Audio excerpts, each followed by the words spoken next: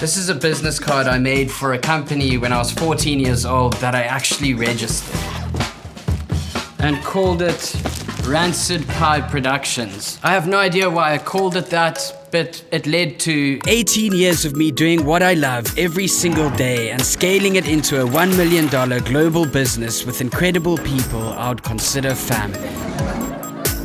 In this video, I'm gonna show you how I, with 3 simple steps, turned a childhood fantasy into $1 million business.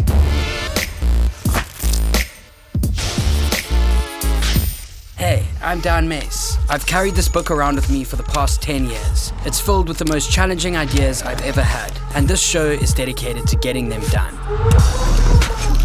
Welcome to the BRU Show.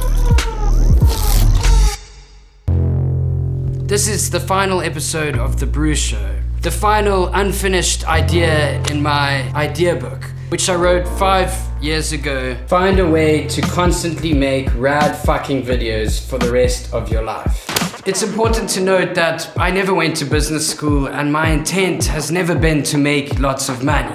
So after many failures, a shit ton of work and a lot of luck, I'm going to pass on my secret to building a successful business. From tiny one-man bands to larger scale businesses. This isn't a how-to guide, rather it's a how I did it story in 3 simple steps with the hope that you can extract something from it. Step 1, purpose. What makes you get up in the morning without going, fuck? Let's talk about purpose. I'll define purpose as a combination of a calling of sorts. Something you're naturally good at, something you have a knack for, combined with the undeniable burning desire to keep doing this thing till you get good enough at it to get paid to keep doing it, and then the cycle continues, hopefully forever. For me, that was obviously making films. After starring in a McDonald's ad as a kid, I made enough money to purchase my very first camera, and when I looked through the viewfinder, I just knew, this is it. I'll do anything to keep doing this for the rest of my life. So that's what I did. I started a production company at the age of 14 that made just enough to give me pocket money and fund my little passion projects. Looking back, my purpose hasn't changed in 18 years. I'm still doing the same thing I was back then, but now just on a larger scale. Maybe you haven't found your purpose yet, and that's totally fine. Like Anna-Marie Moses, who began painting at the age of 77 as a hobby, where she originally charged $3 to $5 for her original pieces. But prices quickly skyrocketed to $10,000, and when she died at the age of 101 years old, one of her paintings ended up selling for $3.6 million US. Don't ever compare yourself to anyone else. You are living in your time zone. Your purpose will come. Like for me, I always thought I was the dumb kid at school because I didn't care about the stuff I was being taught, and therefore would get terrible marks. Yet I would study films, I would watch every single director's roundtable discussion, I read books on the art of composition, and I did this because it was something that I was actually interested in learning, and still do it today. Then luck starts to present itself. I simply understand luck as your past selves, opportunities that you really took on, awarding your present self.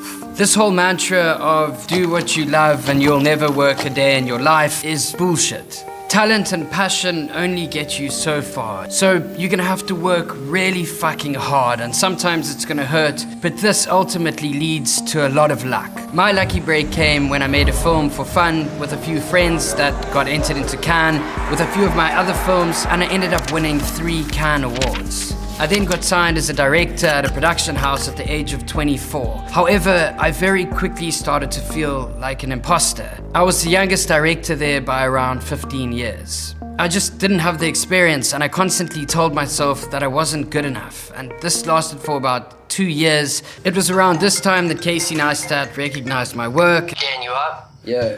And offered me a position to move to New York and help him start a brand called 368, which basically meant filming his daily vlogs and attempting to edit them constantly. Are you getting tired yet, Dan? No, I'm good. As well as being a character of sorts in the vlog.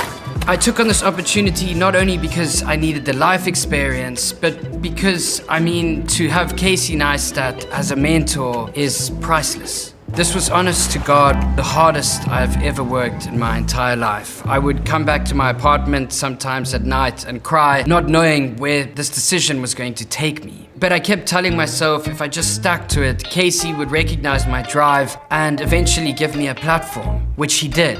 He launched my YouTube career by making a video on his channel dedicated to asking people to go over and subscribe to my channel. And this grew my channel by hundreds of thousands of people, which is just nuts. I then started creating my own content for my own YouTube channel and slowly built a community of like-minded people from all around the world, which is now known as the BRU community. I later moved back to South Africa to get married and, like any business, opened up my very first office in a garage. Soon after, I realized with the kinds of films I wanted to make that I could not do it alone. Which leads me to the next step. When you realize that you're in a financial position through a pipeline of constant work, you are going to need step 2, people. I hired my first ever employee through sending out an Instagram post looking for an assistant. Luke has now grown from being an assistant editor to now a full-time director for big companies like the Discovery Channel. Luke and I then grew to 3 people, then 4, and then 5 in less than a year.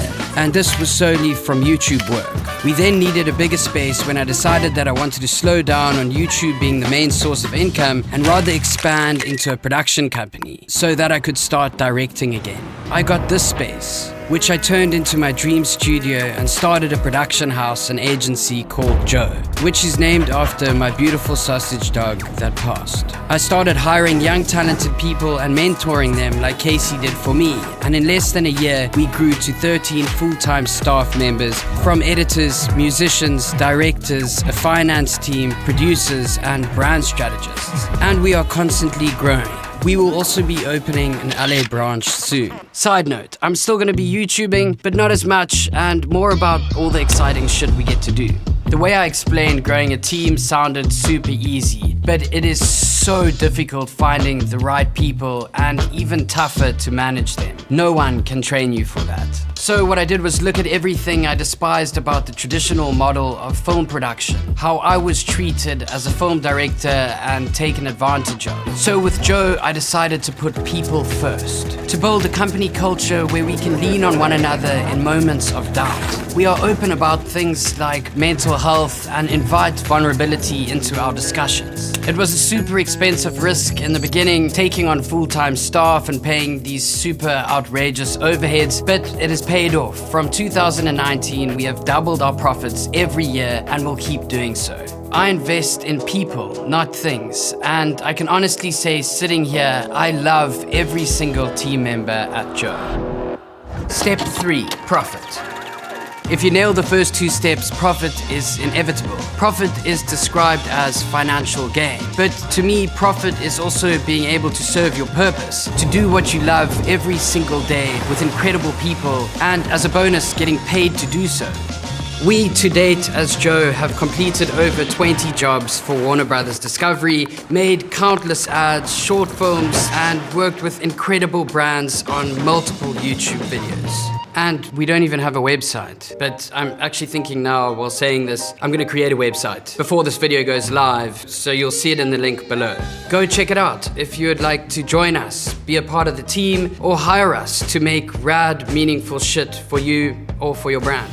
As I said before, I'll be keeping you up to date on my YouTube channel monthly with what we're up to, like shooting my first ever feature film. This is just the beginning for us. Thank you so much for watching, and I hope that you could have learned something from this video. Other than that, don't forget, you're awesome, BRU, and it's sad to say goodbye to the BRU Show for now, but I'll see you soon on my YouTube channel.